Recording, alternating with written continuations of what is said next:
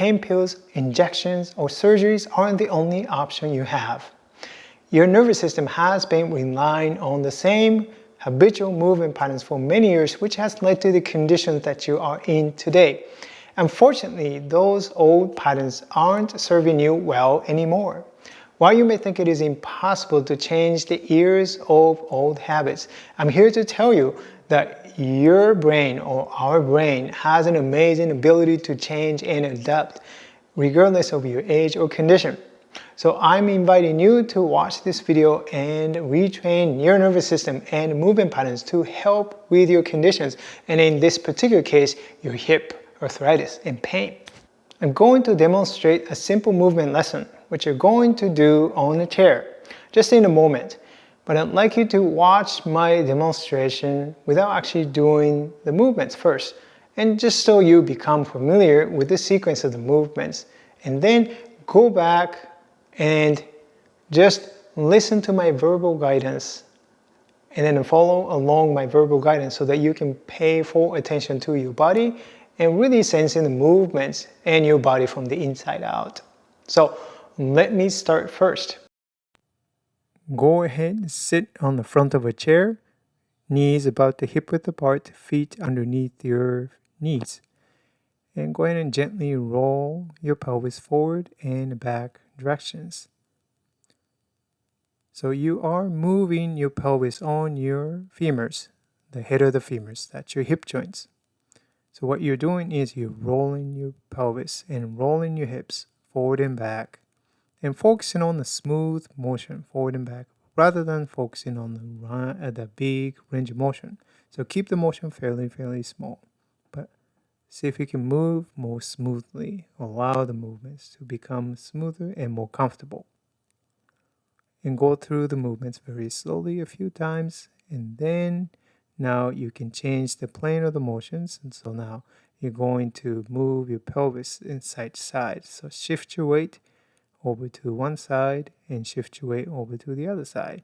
And trying to keep your feet flat on the ground and using your legs to move and lift one hip and shifting the weight over to one hip, and then going to alternate left and right side. Again, focus on the smoothness of the motion, not the range of motion. This is not the stretching, but you're trying to distribute the movement more evenly so you can move through your hip joints more smoothly, both sides.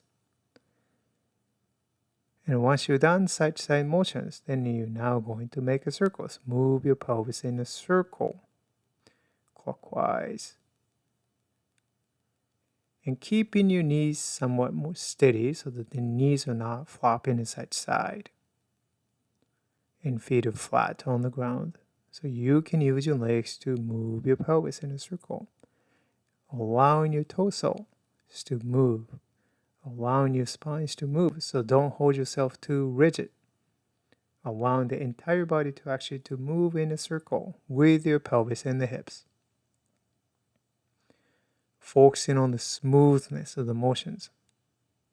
Yeah, check your neck. Make sure you're not tensing your neck. And change the direction of the circle. Same thing. All right, so you begin to move around your hip joints very smoothly. Your ability to move really well through the hip joints is really important, and keep your hip joints very healthy. So go through this motion clockwise, counterclockwise until the movement becomes smoother. You don't need to do a lot of repetitions. I would say it's about maybe slowly do 10 times in each directions, or until the movement becomes a little bit smoother. But the key thing is you do it with less effort. So minimize an effort as much as you can so the entire body begins to participate.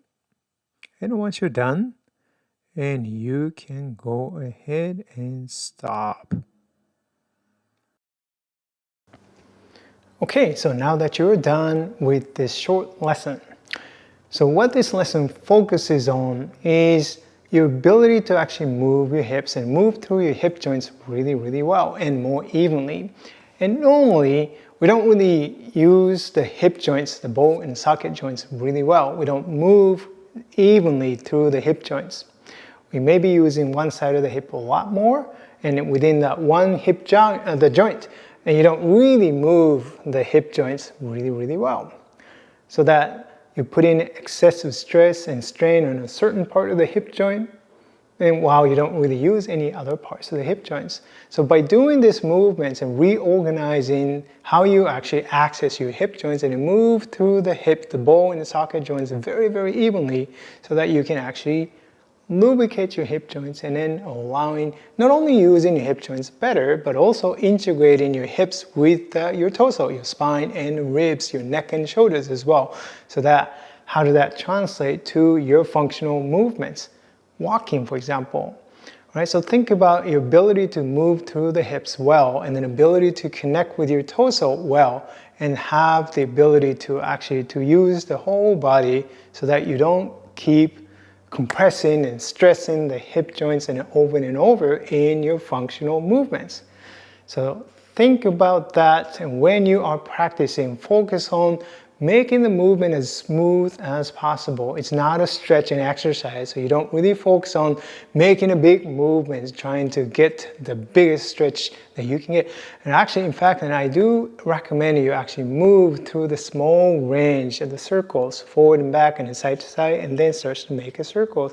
And focus on the smoothness of the motions, refining. Two sides, you probably feel quite a bit of difference. Right side, left side. One side you move quite well, maybe the other side doesn't move as smoothly. And you're really trying to minimize the effort, and so that you can actually move more smoothly, and then you can translate that better, improve the quality into your walking, for example. That's one of the functional movements, right? So think about that when you are practicing these movements, improving the quality of the movements in your hip joints, and then how you can integrate that into your daily activities, all the functional movements. And so practice this maybe a couple times a day to retrain your movement patterns, reorganize your movement patterns, retrain your nervous system. To do that, you have to focus connecting with your body so that you can begin to sense your body and the movements from the inside, not from the outside. If you enjoyed this video, and please support my channel by subscribing and hitting the like button.